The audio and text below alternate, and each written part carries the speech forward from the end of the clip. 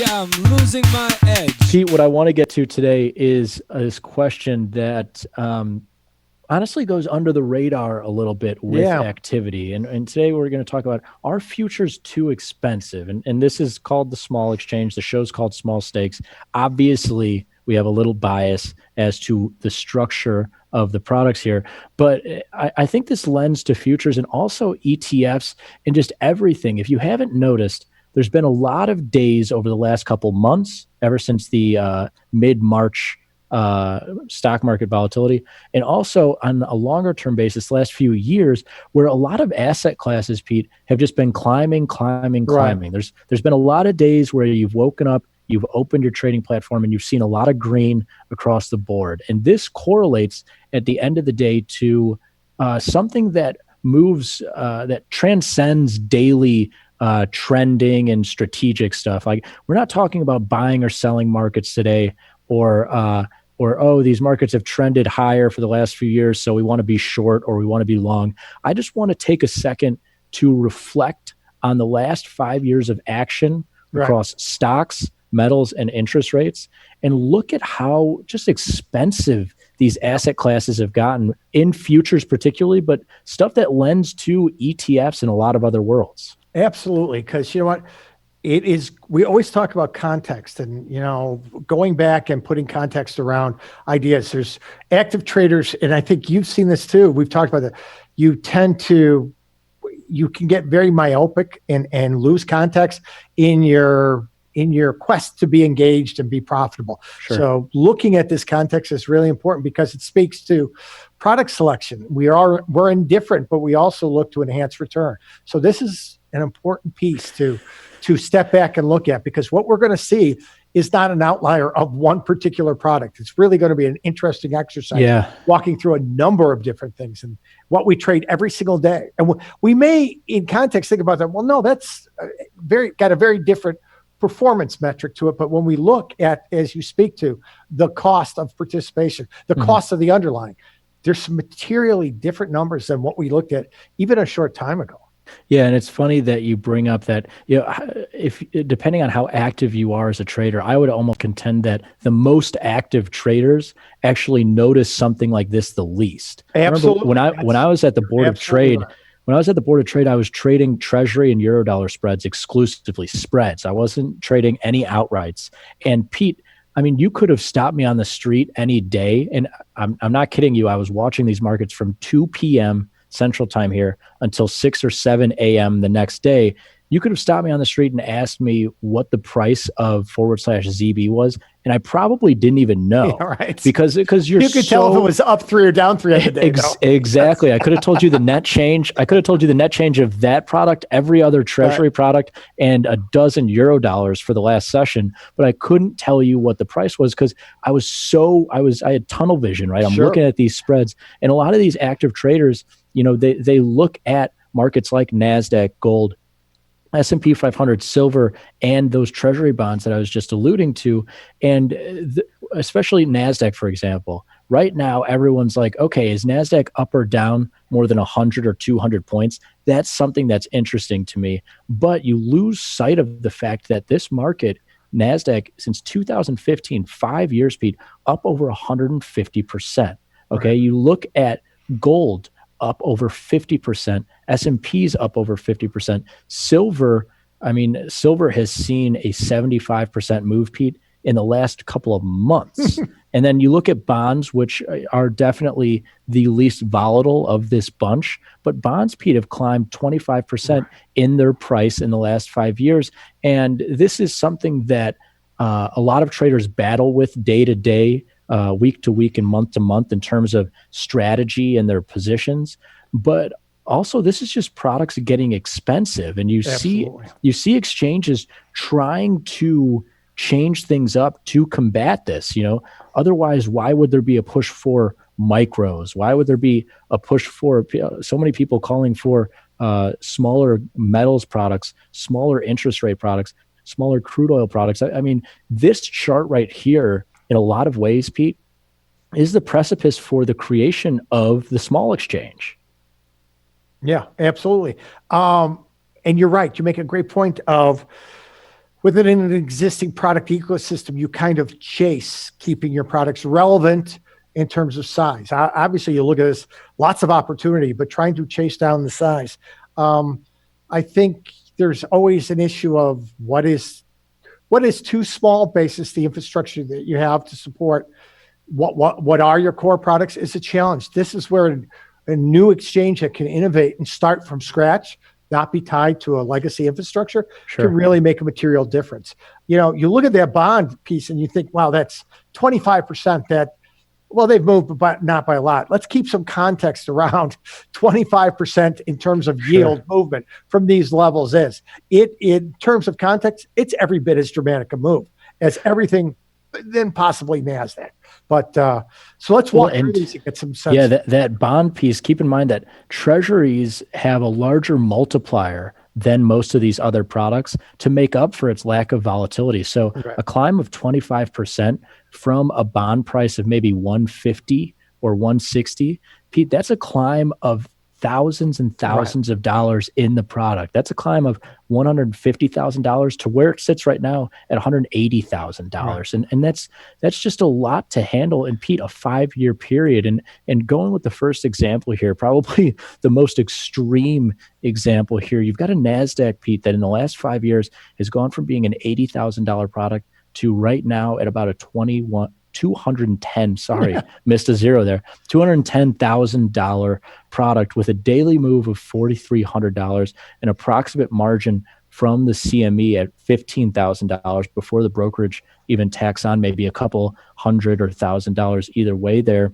And this is why the CME went to create those micros, which was a smart move. Now, was it a little bit intriguing that it happened as the small exchange was announcing its launch? Yes, also intriguing. But this is a funny thing here, Pete, that they've created a product that in the last 5 to 10 years has gone from being a size that's still large, still institutional, but some retail traders and some smaller individual investors can get on board with. Now it's complete. I mean, Pete, when was the last time you've traded /NQ or multiple of these? It's very difficult now. It's very difficult. I will find that I'm actually using smaller products because the paradox is these moves make trade location very tough.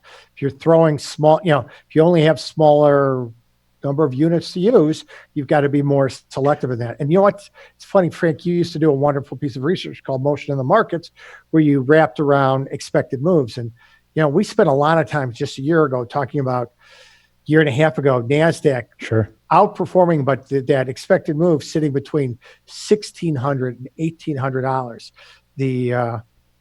The amount here is just, it's tremendous. The amount crazy. What's changed. And you expect some of that as the notional increases, the amount of movement given that will move. But the shift has really been. And this is the rough that like the CME has seen what the same thing that we're looking at. And they saw the small exchange coming and they adapted like good companies do to create those micros. But here's the problem, Pete. You can take one of those zeros off of both of these metrics and you can take a zero off of that y-axis, still a product that's $22,000 that's going to cost you $1,000 to $2,000 to trade. And on a daily basis is going to move between $400 and $500. It's almost like in the last 12 months of trading, this exchange has had to create a micro version of what was already an E-mini, which was a smaller version of the big contract from decades ago. Right. And within 12 months, Pete, they might have to create a millimicro E-mini contract for this NASDAQ. Because if it even hangs in here or it falls back down to 10,000 or even 9,000, Pete, the micro is a big contract. We're not trying to, I present this NQ because it's what most people trade in the NASDAQ world. I'm not trying to hide the micro. The micro has already gotten pretty ridiculous. And same goes for the S&P 500 to a little lesser extent. But Pete, this year alone, this product from high to low has moved $70,000. I don't really understand anyone from an individual or retail investor side who can withstand something like that, or on a daily basis put up 12 grand to trade the thing, or even on a daily basis, Pete, put up 1,200 for that micro. I really, it sounds like you're getting savings, but when you think about the fact that most people have an account size that's between $1,000 and $20,000, now one trade in the micro S&P 500 is gonna account for 90% capital usage. Is going to account for either ranging between 90% and 10% of your portfolio. Right. And that's the smallest version of this futures contract. And this is really why it's the small exchange. These futures are standard, they're simple as well, but set out to create. It wasn't a matter of taking the Dow Jones that was created 100 years ago, taking the S&P 500 index created decades ago, or the Nasdaq created a few decades ago, and then bringing it back from institutional to the individual side, right, to that everyday trader. It's a matter of saying, what does the everyday trader need right now? If things change in the next 12 months, 24 months, we're not going to try to reel back or shift things around in an awkward way. We're just going to create what that retail trader needs at that time. And right now it's a market that moves about $100 a day, that has a margin right now well under $1,000, which is hard to come by in equity futures. Yeah, you know what? I think the smallest slice you're getting right now is about $1,500, $1,600, and it isn't. Frank and I keep saying this. It's not a binary decision. It's not either or. It's what fits, and this again fits.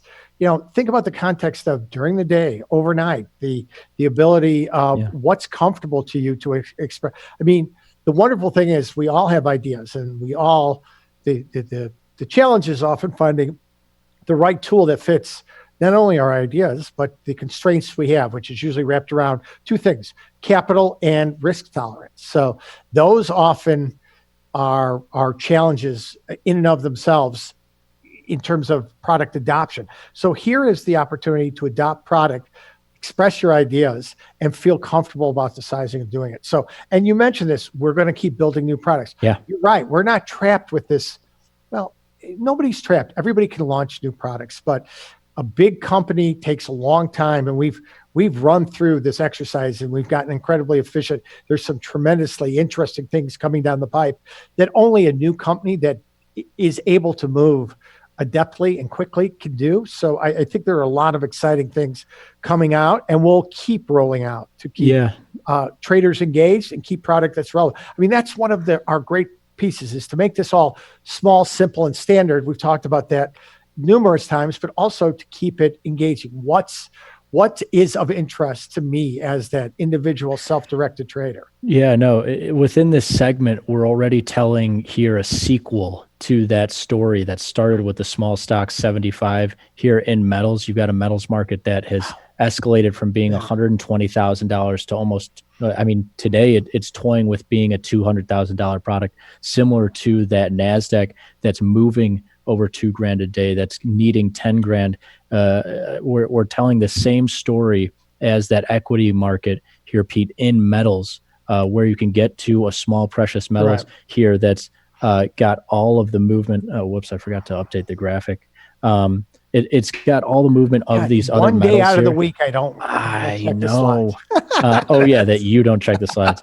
It's got the same amount of opportunity as these other markets, Pete, but not demanding in the thousands. Demanding, I checked this a couple of times. You didn't believe it. $225 to trade something that moves about $100 a day here in the small precious metals. And yeah, to your point, Pete, here in this segment, we told this story for stocks and how it translates to this, the version of this in precious metals. And it's going to translate to this version of it across so many different asset classes, interest rates, other energy markets like crude oil and beyond, renewable energy markets that we're looking at, everything new and old.